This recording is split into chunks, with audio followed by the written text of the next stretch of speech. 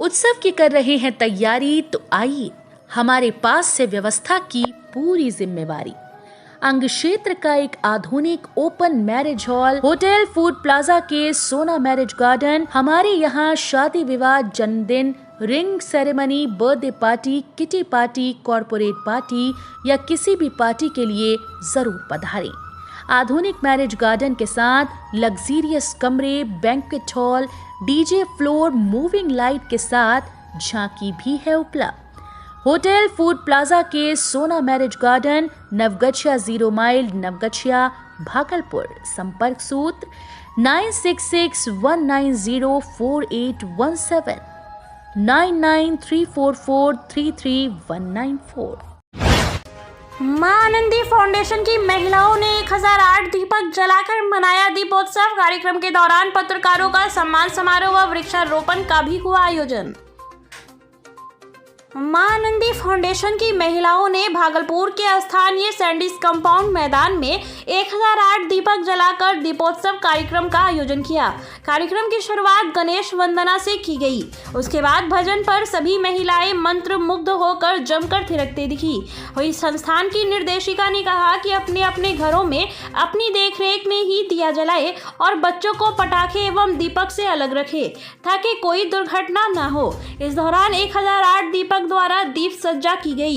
दीपोत्सव कार्यक्रम से पहले पर्यावरण को स्वस्थ बनाने को लेकर वृक्षारोपण कार्यक्रम का भी आयोजन किया गया। साथ ही मां आनंदी फाउंडेशन के द्वारा पत्रकारों को चादर देकर सम्मानित किया गया। वहीं गरीबों के बीच दीपक व मिठाइयां वितरण की गई। आपको बताते चले कि मां आनंदी फाउंडेशन एक ऐसी संस्थान है जो महिला सशक्तिकरण पर एक मिसाल है। इस संस्थान के द्वारा सैकड़ों महिलाएं स्वरोजगार करते हुए अपना गुजर बसर के लिए एक आधार बनाई हैं। काली पूजा को लेकर जिलाधिकारी की अध्यक्षता में हुई शांति समिति की बैठक।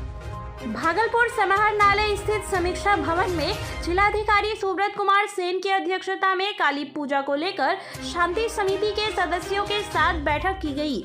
बैठक में वरीय पुलिस अधीक्षक बाबूराम, सिटी एसपी, एएसपी, अनुमंडल पदाधिकारी सहित कई अधिकारियों के साथ शांति समिति और काली पूजा महासमिति के लोगों के साथ काली पूजा और विसर्जन जुलूस को लेकर चर्चा की गई।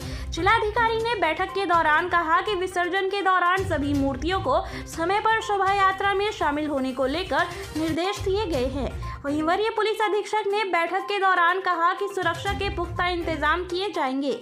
किसी भी प्रकार की गड़बड़ी फैलाने वाले लोगों पर सख्त कार्रवाई की जाएगी।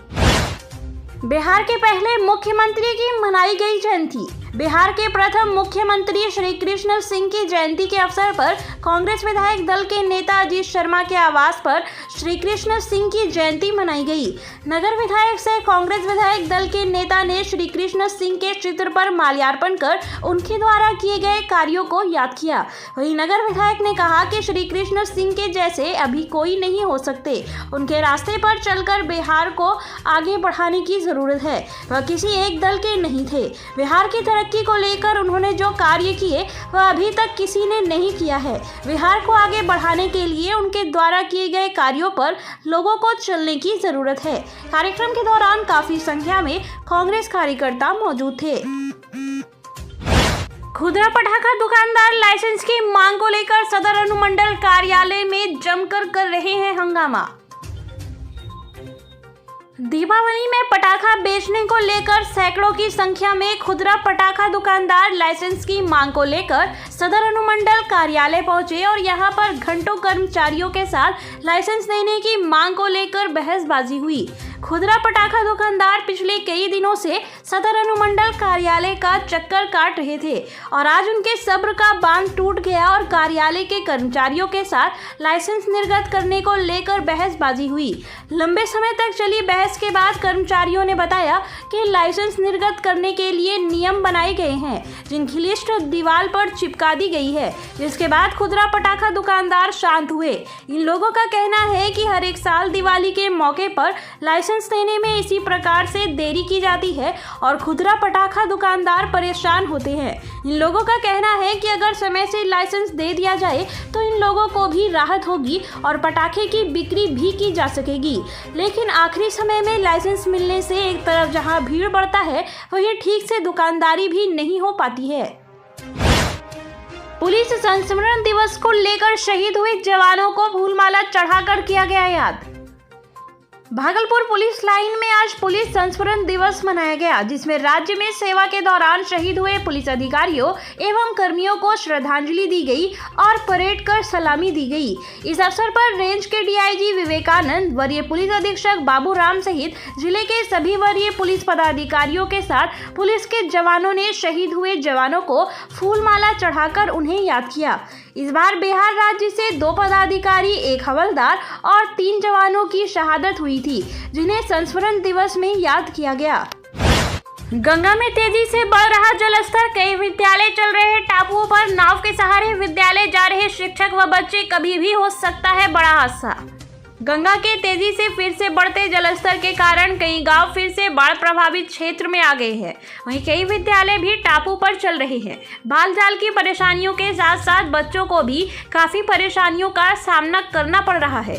भागलपुर में गंगा का जलस्तर लगातार बढ़ रहा है, लिहाजा लोगों को काफी परेशानियों का सामना करना पड़ता है। वहीं स्कूली बच्चों को खासा परेशानियों का सामना करना पड़ रहा है। सबौर के रजंदीपुर पंचायत के 40 से 50 बच्चे हर रोज छोटी नाव के सहारे खतरे में जान हथेली पर रखकर संतनगर स्थित अपने प्राथमिक विद्यालय जाते हैं। बच्चों को प्रभारी प्रधानाध्यापक निरंजन कुमार और शिक्षिका प्रियंका देवी नाव से बच्चों को लेकर जाते हैं और छुट्टी होने पर उन्हें लेकर आते हैं।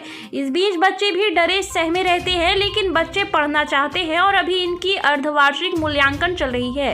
लगातार 2 महीने से यह इलाका बाढ़ का दंश झेल रहा है। बच्चे और अभिभावक भी मजबूर हैं। ग्रामीणों ने कई बार प्रशासन से नाव देने की बात कही, परंतु प्रशासन की ओर से अभी तक ऐसी कोई व्यवस्था नहीं की गई है। जिला प्रशासन की ओर से बड़े नाव के इंतजाम यहाँ नहीं किए गए हैं। छात्रा साक्षी ने कहा कि डर तो लगता है, लेकिन पढ़ना जरूरी है। जब पानी नहीं था तब पैदल जाते थे, अब नाव से जाते हैं। प्रधानाध्यापक ने बताया कि पानी है इतना, इस बीच नाव से बच्चों को लेकर जा रहे हैं, डर तो लगता ही है। पीओ का आवेदन दिए थे, लेकिन अर्धवार्षिक परीक्षा मूल्यांकन चल रहा है, इस वजह से परेशानी है। बहरहाल बच्चे अगर पढ़ना चाहते हैं तो जरूरत थी जिला प्रशासन बड़े नाव का इंतजाम इन बच्चों के लिए करती। ऐसी तस्वीरें कहीं न कहीं सरकारी व्यवस्थाओं की पोल खोल रही है। भागलपुर में भीषण सड़क हादसा, बस ने टोटो को मारी जोरदार टक्कर, फिर दूसरी वाहन से भी टकराई। इस वक्त की सबसे बड़ी खबर भागलपुर से सामने आ रही है, जहां पर बिहार राज्य पथ परिवहन निगम की बस ने एक टोटो गाड़ी को जोरदार टक्कर मार दी और उसके बाद नगर निगम के कूड़ा उठाने वाले वाहन को टक्कर मारी। हादसे में टोटो चालक गंभीर रूप से घायल है, जिसका इलाज जवाहरलाल नेहरू मेडिकल कॉलेज अस्पताल में चल रहा है। मामला भागलपुर के उल्टा पुल का है। स्थानीय लोगों के मुताबिक बिहार राज्य पथ परिवहन निगम की बस तेज रफ्तार में आ रही थी, तभी उल्टा पुल के ढलान पर टोटो जा रही थी, तभी बस ने उसे टक्कर मार दी। लोगों ने बताया कि अगर नगर निगम के कूड़ा उठाने वाले वाहन में टक्कर नहीं होती तो सैकड़ों दुकानदार की जान जा सकती थी। गनीमत रही कि बड़ा हादसा नहीं हुआ। घटना के बाद बस के ड्राइवर मौके से बस छोड़कर फरार हो गया। घटना की जानकारी मिलने के बाद मौके पर पहुंची पुलिस ने आगे की कार्रवाई की। दिनेश शर्मा बम हत्याकांड में एक को आजीवन कारावास, सोई अवस्था में अचानक जोरदार बमबाजी, जिसमें एक की हुई थी मौत, कई घायल। 4 साल पुराने हत्याकांड में एक अभियुक्त को आजीवन कारावास की सजा सुनाई गई। यह मामला लोदीपुर के कोयला गांव का है, जिसमें टिंकू शर्मा के द्वारा उनके घर पर लगातार कई बम फेंके गए थे। इस बम कांड में दिनेश शर्मा की मौत हो गई थी। दीपक शर्मा और हीरा शर्मा भी बुरी तरह घायल हो गए थे। आपको बताते चले कि दीपक शर्मा रात में अपने पूरे परिवार के साथ खाना खाकर सोए हुए थे, तभी अचानक 11:30 बजे जोरदार बम की आवाज होने लगी, जिसमें दिनेश शर्मा के परिवार के कई सदस्य घायल हुए और वहीं दिनेश शर्मा की मौत हो गई थी। इस केस का निर्णय अपर जिला एवं सत्र न्यायाधीश चतुर्थ राजकुमार चौधरी चल रहा था और ओम प्रकाश तिवारी अपर लोक अभियोजक ने बताया कि इस घटना में दिनेश शर्मा बुरी तरह घायल हो गए थे। उनके सर में गंभीर चोटें आई थी और इलाज के लिए अस्पताल जाने के क्रम में ही उनकी मौत हो गई थी। उसी बमबाजी में दीपक शर्मा, हीरा शर्मा भी बुरी तरह घायल हो गए थे। इस केस के मामले में विचार के बाद 23 सितंबर 2021 को किसका गठन किया गया था।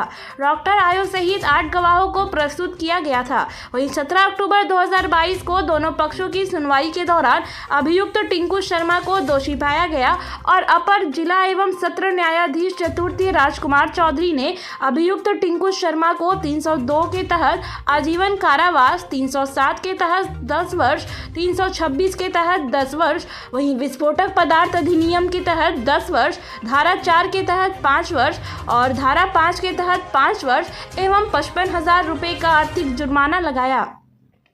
वहीं आर्थिक जुर्माना नहीं देने पर अतिरिक्त 6 महीने की सजा का भी आदेश दिया। गंगा का कहर जारी, एक और घर ताश के पत्ते की तरह बिखर कर गंगा में समाया। भागलपुर में गंगा का कहर अभी भी तेजी से जारी है। सबौर प्रखंड के इंग्लिश गांव में गंगा किनारे भीषण कटाव हो रहे हैं। गंगा के तेज धार के कारण कई घर गंगा में विलीन हो चुके हैं। आज एक और घर ताश के पत्ते की तरह बिखर कर गंगा में समा गया। लोगों में भय का माहौल है। जिला प्रशासन और जनप्रतिनिधियों ने बाढ़ पीड़ित लोगों का हाल तक जानना मुमकिन नहीं समझा।